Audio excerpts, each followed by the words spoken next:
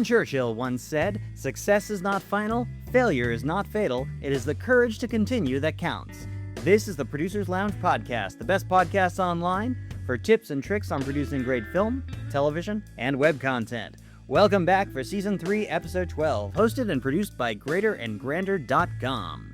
On this week's episode, we're chatting with James Kerwin, who has directed independent feature films and independent popular web series, including Yesterday Was a Lie, Star Trek Continues, and many more. We discuss independent financing, producer horror stories, and the future of streaming exclusive content. Here now is my conversation with James Kerwin. Oh my god, the last 2 months must have been terrible. Yeah, it just grueling, just absolutely grueling, yeah. And I've actually found that kind of diving into all of the tasks that need to get done has kind of helped me a little bit. Well, if there's anything I can do to help, Thank you. please let me. Thank you, yeah. I'm actually doing good, but now I feel terrible about going into it. No. Yeah. It's always good to hear other people doing well, Okay. you know? Yeah. So I just finished post recently on my first directorial feature film. Oh, nice, okay. Yeah. It's a satirical mockumentary, Okay, and we're having a cast and crew screening tomorrow, actually. okay. So we'll see what happens next. Cool. Yeah. And then also a couple months back, I got hired to basically a friend of mine who was like a manager to like some A-list boxers like Joe Frazier and Roy Jones Jr. She got her autobiography picked up by a publisher. Oh, okay. Yeah, and so she was like, "Hey, Tucci, I need help." Nice. Okay.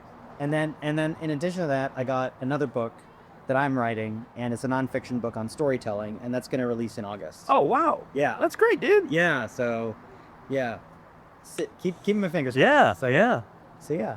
All right. Yeah, overall things are good. Also just chugging away, trying to figure out what's next in the film world. What are you doing in terms of like writing, directing? I have a film in development right now. I have a feature in development. Nice. That COVID kind of put a halt to. Yeah. At first, but then I was like, you know what, I'm going to take this opportunity and finish the script.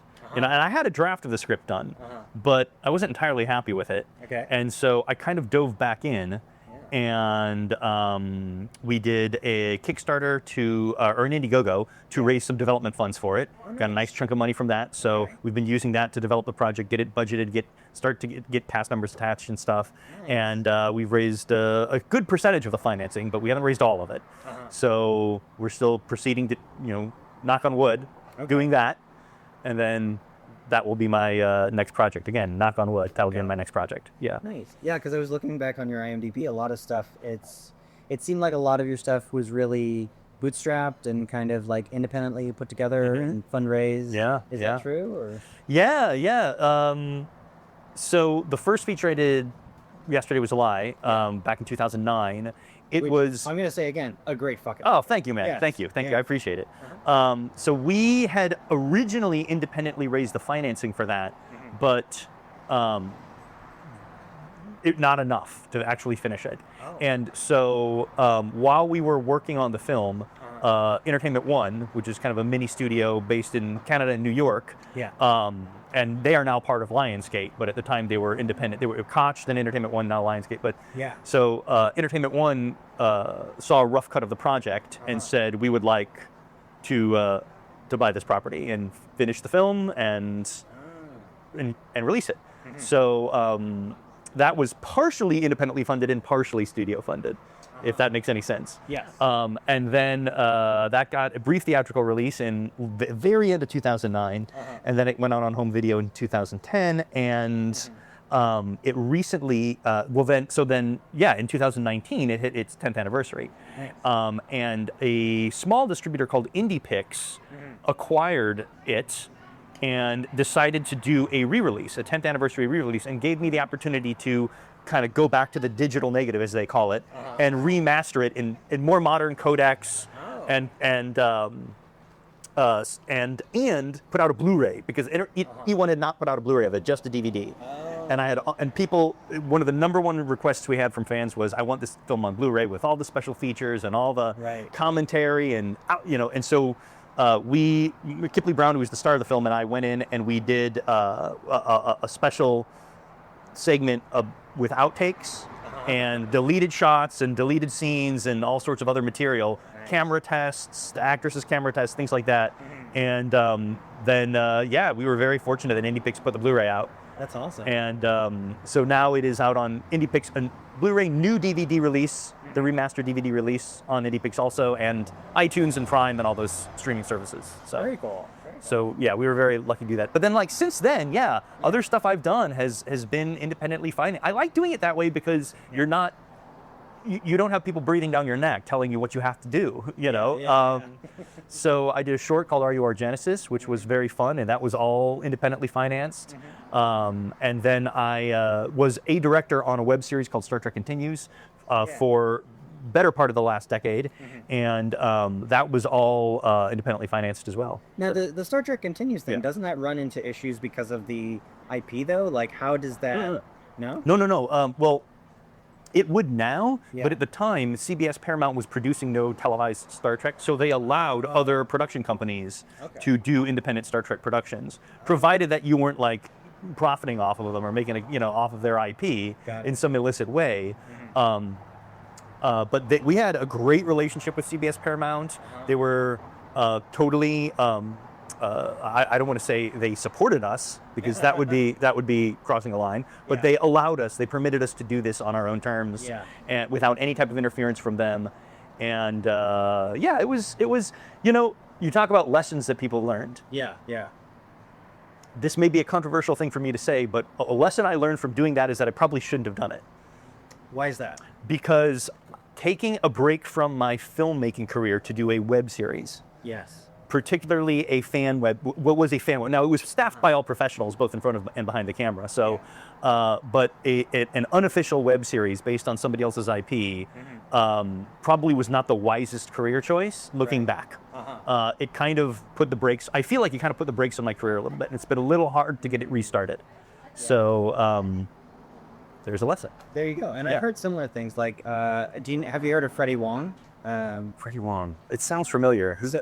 So he was one of the earliest YouTube celebrities. Okay. And he, yes. Rocket Jump, and that was his channel. And then YouTube picked him and his channel up to do, I think it was 3 seasons of a show called Video Game High School. And that got his TV career going, but it didn't pan out in the long run because people kept seeing him as the web series guy. You'd think with all of the multi-hyphenates now, people would have been like, no, we're not going to pigeonhole. We know everybody can do anything. And the truth is, no, we're right back to where we were in 1999. Yeah. It's definitely something that filmmakers who are kind of up and coming and getting their careers off the ground should think about. Like, if you've directed a feature, probably don't do a web series to follow it up. Yeah. Just a piece of advice. Good advice. Do another feature. Yes. Which is, like I said, that's what I'm in development on right now, trying to get one off the ground. So. Very cool. Yeah. Cool. So I got to ask, because I'm trying to... So you had a very interesting situation where your film was picked up by E1 kind of halfway through the process. Right. And I'm kind of in a similar place right now where I've just finished this feature. I've got a couple of names attached, and I'm not sure what to do with it. The traditional route is, of course, go to festivals, hopefully get picked up by one of the major festivals, and then get picked up by a distributor. But as far as relationships with those distributors, what did you do to prime that relationship with E1? Did you already have a relationship with them? Or? Well, to be honest with you, I first of all, I do think that Wagers forgot us. Yeah, I mean, we need to flag one down if one comes around the corner. I'll keep an eye. Okay. So that's really more of a producer's job than a director's job. And I did not produce Yesterday Was a Lie. It was produced by Chase Masterson and a team of co-executive producers and co-producers and so forth, but it was primarily her. Yeah. So to be honest with you, I wasn't really that involved in the business side of things. Okay. On that. Producing and directing are very different jobs, and I mean, I'm film producing. Producing on television is more of a writing position. Yeah. Whereas producing on film is an organizational managerial position. Yeah. And it's something that I don't feel I'm particularly good at. And I also think that it kind of interferes with my directing a little bit. If I'm focused on what the budget is and when we're shooting what and how to get this piece of the puzzle in place with this, I'm not thinking creatively about my shot composition, what my working with my actors and what I want from them performance-wise. So I definitely have tried to, throughout my more recent career to stay away from the producing side of things. I might take a producer credit here and there as a honorary credit, but I really try to stay away from that. Anyway, long answer short, that was all Chase is doing. She's the one who got Entertainment One involved. She's the one who they courted each other, and she got that deal done. Nice, very cool. Yeah. So then, as far as your interactions with producers, it's can I ask what you and Chase are not? Well, we actually were in a relationship at the time that we made the film. Yes. Okay, got it. Yeah. And so, as far as your interactions with producers from that perspective, what have been some of your better interactions with producers? Anyone you want to call out or give a shout out to that did a really excellent job? Yeah, she did an amazing job on Yesterday Was a Lie. Bernie Stern is a great producer. He produced Are You Our Genesis. He's been working with me on this project I have in development right now called Contracoup, this feature that we're hoping to get off the ground. He's a great guy, very solid producer, very supportive. On Star Trek Continues, I had a producer credit, but it was more of a creative producer credit. Right. The more organizational producer was Lisa Hansel. She was very, very hands-on and very supportive as well. I did a short film called When the Train Stops, just recently, that starred John Lancie and Michael Forrest, the classic actor, and Rekha Sharma from Discovery and Battlestar, and Lisa was the producer of that as well. She's very, very supportive of the director's creative vision, and director can't ask for anything more than that. I mean, that's nice. It's a very good thing to have in a producer if you're a director. Yeah. Very good. So then I got to ask. So as a director, yes, we all have them. Without mentioning any names, are there any producer horror stories?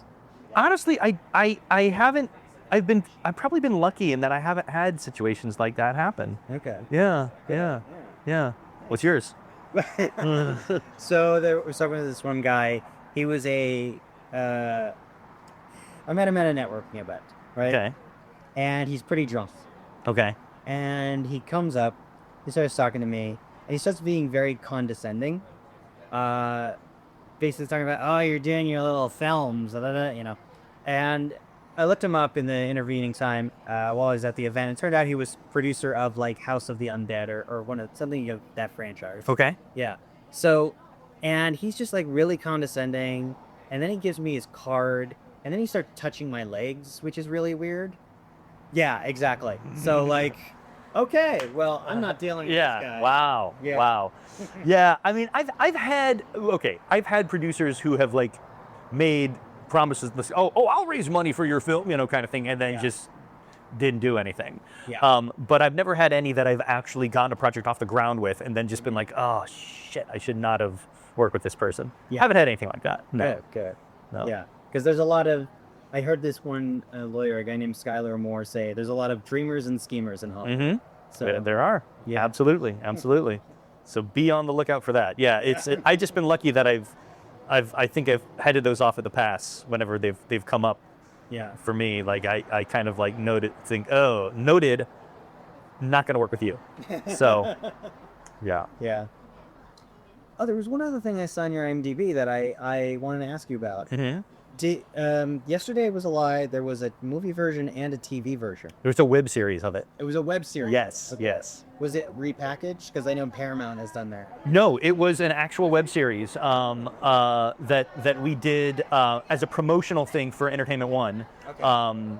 We got some of the actors back, some of the supporting actors from the show, from the film, and did a little web series based around their characters.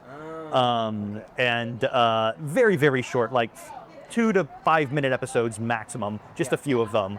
No budget. It was just a promotional thing for the E1 release. Got it. So that's all that was. Yeah. Nice. Yeah. Very cool. Yeah. Yeah. It's good then that you're like bootstrapping a lot of stuff, because a lot of the things I've heard is like now there's this whole cottage industry of like filmmakers who are just doing their own thing and putting stuff out there. And what was once called four-walling, and now people are actually like doing it full time to like just put out their own content and movies, like just getting money off of the ad revenue essentially. Right. Yeah. Right. Yeah. Mm-hmm. Yeah. How do you feel about that as a potential future for like independent film? I don't know. I mean, it really, to me, it all comes down to the quality of the film itself, because there's a lot of bad stuff out there, and there's a lot of good stuff out there. Yeah. And anybody who has, all the different streaming services can attest that you can very easily get overwhelmed by the paralysis of choice, because you have so many movies to choose from, and great television shows now, great limited TV series, which are film quality or better in many cases. So you have so much content out there that how do you sort through it? How do you sift through it? Yeah. And if you're doing independent films and you're trying to self-release them, it's going to be very, very difficult to find an audience, because you're competing with all that. And so I'm kind of an advocate of, if you're going to do it well. Like if I'm going to do a film, and if I wait a couple of years and I can raise more money in that time to do it more of a higher production quality, I say wait and do it of a better quality. The better your production value, the more eyeballs you're going to get on it, the more likely you're going to get even a smaller distributor to pick it up. That's kind of my mantra. If you're going to do it well. That's a good mantra to have. Yeah. Were you ready for food? Yes. Okay. You're getting the sandwich? I'm going to do the Copacabana sandwich. Yeah. I'm just going to do an appetizer. Do you want to side with the sandwich? No, but can you hold the tomatoes, Yeah. please? Thank you. I'm gonna do. What happened to the chicken and wrapped in bacon and the Chicken brochet. chicken brochet? Add that. Perfect. Awesome. Do you want anything to drink? Just water for me. Go. Yeah. Ooh. All right, so Copacabana, no tomatoes, and the chicken brochette. And also do 2 waters. Do you want to Yeah, I'll take another one of these. This was great. I'm so glad that worked out. Sorry, you had to get in an argument, but that's what I was sort of where he went. Okay. Good vibes. Yeah. Good vibes. Let me ask you something. Like because you're doing a lot with writing and directing and developing your stuff. How are you balancing just overall just making time for yourself? Because I feel like, myself included, that's a lot of times people in our industry kind of neglect self-care. So I'm curious if that's something you prioritize and have so high. I mean, I think it's a combination of two things. Like, first of all, what I love doing most is directing. Yeah. So when I'm working on a project, that's when I'm the happiest. I feel like I am caring for myself then.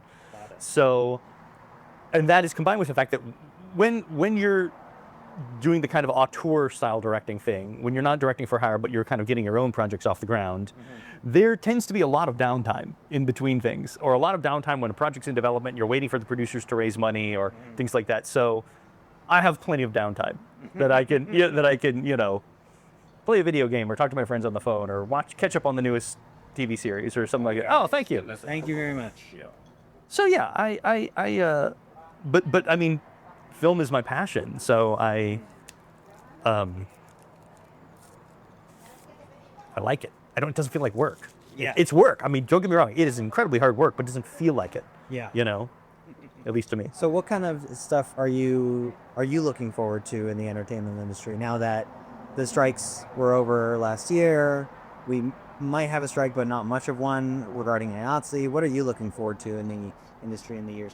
Yeah, well, I hope IATSE. Well, I hope that works out well. A lot of times the crews kind of get the short end of the stick. So I hope they get what they are asking for, and I hope that they don't have to strike. And if they do, I hope it's quick. What the writers and actors asked for last year was, to me, a no-brainer. I mean, you look at what they were asking for, and you're like, well, why would you not give them that? Of course they're entitled to these very basic things. The fact that they had to strike over that just blew my mind, I mean, regardless of how you feel about striking and unions and so forth, to me, this one was an absolute no-brainer. It's crazy that they had to strike for those basic things. So I'm glad that all worked out in their favor. And I hope IATSE does too. So, unfortunately, the strikes did kind of put a damper on things, and it put a lot of people out of work, at least temporarily. Yeah. I don't know. I mean, it's so hard to predict what's going to happen with this industry. Just in the 20 years that I've been doing this, 25 years, whatever, it's changed so much. The landscape has changed so much. And,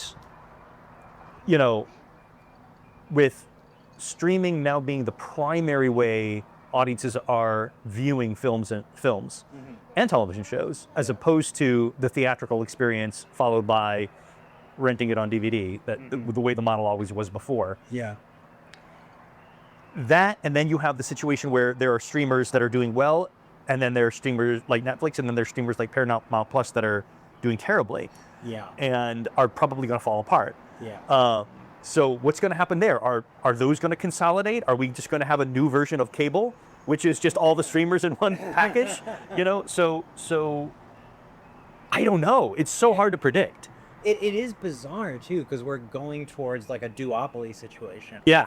With Disney buying Fox, and then potentially he's going to buy Sony now. Warner Brothers is going to buy Sony. Sony? Have you heard about that? I know that there were some overtures of Warner Brothers or Sony trying to buy or Paramount. That must have been what it is. But yeah. I don't know that that's necessarily going to happen. I think Skydance is still courting Paramount. There's I don't know. Paramount Plus has been struggling so much that I don't know if anybody wants to buy them. It's as someone, and it's a shame because they put out good content, but it's as someone who used to work at Paramount, I completely understand why. Okay, all right. But it's I don't know. And then the kind of the loss of the theatrical movie-going experience. I mean, people will still go to the movie for blockbusters if it's Dune or if something like that, but just going to the movie theater to watch a smaller film, a medium-budgeted film, an indie film, that rarely happens anymore. I still do it, but most people don't. Yeah. And I'll go to the movie theater this day and age, and there'll be sometimes it's packed, sometimes there's 3 other people in there, and it's when everybody is the kind of the default way of watching movies is doing it at home. Yeah.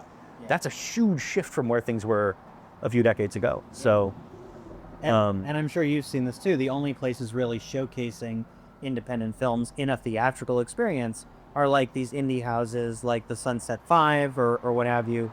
Or I think the Alamo Draft House opens up here in town, where you go, you have to pay for parking, and then they offer beer and wine, which is nice. Yeah. But then that also is expensive, and you wind up spending $100 in one night for 2 people. So yeah. Or you have these indie films, like there was a indie film, Freud's Last Session. I don't know if you're familiar with it. It came out a few months ago, and it had a fairly major theatrical release. Well, it had Anthony Hopkins in it. Yeah. So, like, if you're doing an indie film, if you want attention, get a star in it, at least one, if not more. So much of it has become about who is in your movie. Yeah. And it's always been like that, but I feel like it's like that even more now than it was before. In the 90s, you could do an indie film with no names in it, and you could get some attention. Yeah. No way that's going to happen now. You've got to have some bankable names. Yeah. Yeah. Just to get, not even to make money, just to get eyeballs on it, just to get people to watch it, you've got to have somebody recognizable in there. Absolutely. So, and I'll even add I'll add gasoline to the fire. So like I saw this article in Filmmaker magazine, I guess it came out last year. Okay. And this pair of indie producers, 2 very enterprising young women, they basically contacted all of the independent filmmakers they knew, and they said, "Hey, your independent film, did it make its money back? Give us all of the empirical data that you have or feel comfortable sharing." Turns out there was basically 2 camps of movies that made money back. One was a budget of under $50,000 with no celebrities attached at all, or budget over $1.5 million with at least one celebrity who was in the top 100 of the IMDb star meter at the time of release. So for what that's worth, there's a huge fucking gap there. Yeah. So, like, what do most filmmakers do then? That's the crazy thing. Do you just that's kind of like a false binary choice then. You either toil away doing $50,000 movies for nothing with, as you mentioned earlier, like potentially low quality, or do you try and hit the home run of like getting a big time real actual famous person and getting a $1.5 million budget? And I don't know the answer to that, but it's definitely seems to be the arena that we are now playing in. Yeah. I don't have an answer to that either. I think that's the answer. You either do one of those things, you know, and if you're making a $500,000 movie or something like that, you have to be prepared you're not going to make your money back. I mean, honestly, that's it. You just, well, this movie is not going to make money.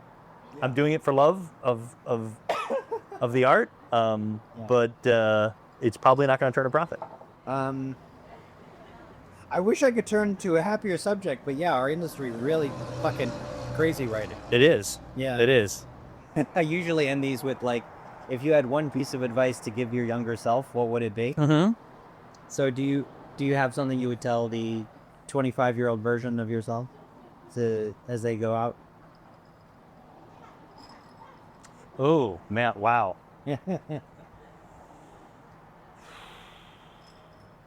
I mean, I feel like the 25-year-old version of myself was kind of an asshole. I don't even feel like that was me. You know how you look back on things decades ago and you're like, that wasn't me? And in some way, it's not you. I mean, what they say, like every cell in your body changes after every 7 years. You know, you're a complete, and I think psychologically, you're a completely different person than you were 10, 20, 30 years ago. Yeah. So, yeah, I would say don't be a dick. Yeah. Don't be cocky. Be humble. Yeah. And as far as specifics go, like I kind of alluded to before, I would say, you know, if you started to get a feature film career off the ground, don't kind of take a step backwards and do web series. Mm-hmm. At least not for a sustained amount of time. Yeah. Because it's not going to get you anywhere. You know, the other interesting thing is that like a lot of filmmakers I run into, because this was kind of a more popular thing back in the 90s, like, oh, I have this idea, I'm going to do a short, and I'm going to turn it into a feature. Yeah. And that happened more back then. It doesn't happen really now. I mean, incredibly rare for it to happen now. Yeah. And so a lot of times people will say to me, hey, you know, I have this idea for a feature. Should I do like a 10, 15-minute short to try to turn it into a feature? Yeah. And I will say, absolutely not. Do not do that. If you're doing a short film, do it for love of short film. Short films do not make money. You're not going to make money doing a short film. Yeah. If you think you're going to get your short film professionally distributed and make money, you're crazy. It's never going to happen. Yeah. Do it for love. Do it for fun. Mm-hmm. And do it for something for your reel too. I mean, it's good to have good if it's good quality. Yeah. When the Train Stops, the short that I did a few years ago that I was telling you about with Michael Forrest, and is. I think it's the best thing I've ever directed. I'm more proud of it than anything else I've ever directed, as far as my work on it, my personal work on it. Yeah.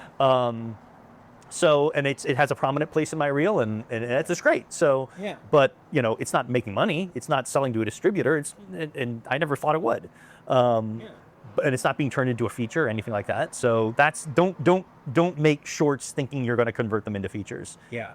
That's another piece of advice that I would give my young self. Do not think that's going to happen, because it's not. Yeah. Yeah.